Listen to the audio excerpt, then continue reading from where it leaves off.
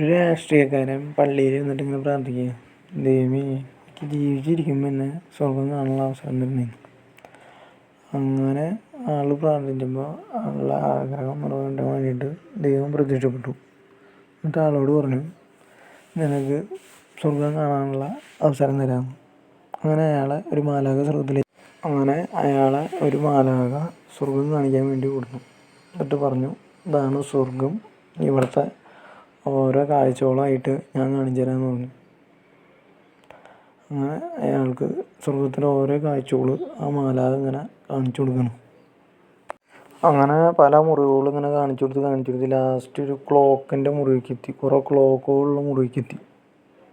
അപ്പോൾ ആൾ ചോദിച്ചു, ഇതെന്താ ഈ ക്ലോക്കുകളുള്ള മുറിയുടെ പ്രത്യേകത എന്ന് ചോദിച്ചു. അപ്പോൾ ആൾ പറഞ്ഞു, ഇവിടെ ഓരോ മനുഷ്യർക്കും ഓരോ ക്ലോക്കാണെന്ന് ആ മാലാഖ പറഞ്ഞു. അതാണ് മുറിയുടെ പ്രത്യേകത. അങ്ങനെ ആ രാഷ്ട്രീയക്കാരൻ ചോദിച്ചു, ഈ ഓരോരുത്തർക്കും ഓരോ ക്ലോക്ക് എന്ന് പറയുന്നത് എന്താണ് അതിൻ്റെ പ്രത്യേകത എന്ന് ചോദിച്ചു.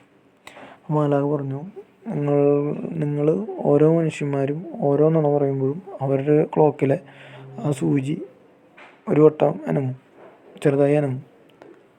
അപ്പോൾ രാഷ്ട്രീയക്കാരൻ ചോദിച്ചു, എനിക്ക് ഈ ക്ലോക്കുകളൊക്കെ ഓരോന്നും ഇങ്ങനെ കാണാൻ പറ്റുമെന്ന് ചോദിച്ചു. അപ്പോൾ മാലാഖ പറഞ്ഞു, കണ്ടോന്ന് പറഞ്ഞു. അങ്ങനെ രാഷ്ട്രീയക്കാരൻ ആളുടെ ബന്ധുക്കളുടെയും എല്ലാവരെയും ക്ലോക്കുകളൊക്കെ ഇങ്ങനെ നോക്കി.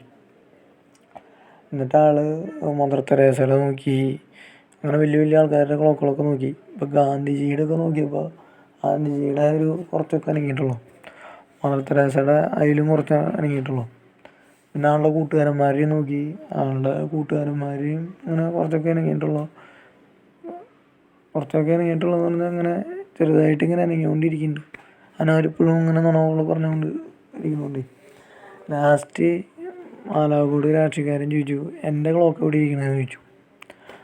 അപ്പോൾ മാലാഖ പറഞ്ഞു, നിങ്ങളുടെ ക്ലോക്ക് ദൈവത്തിൻ്റെ റൂമിലാണ് ഇരിക്കണമെന്ന് പറഞ്ഞു.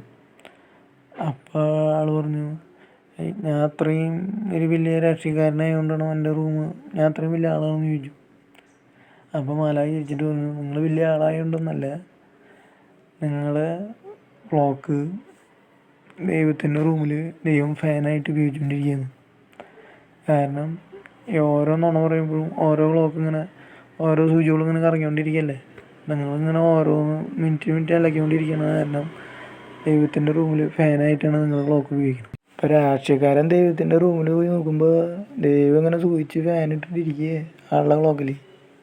ഇതാണ് കഥ. നിങ്ങൾക്ക് ഈ വീഡിയോ ഇഷ്ടമായാൽ എല്ലാവരും ലൈക്ക് ചെയ്യുക.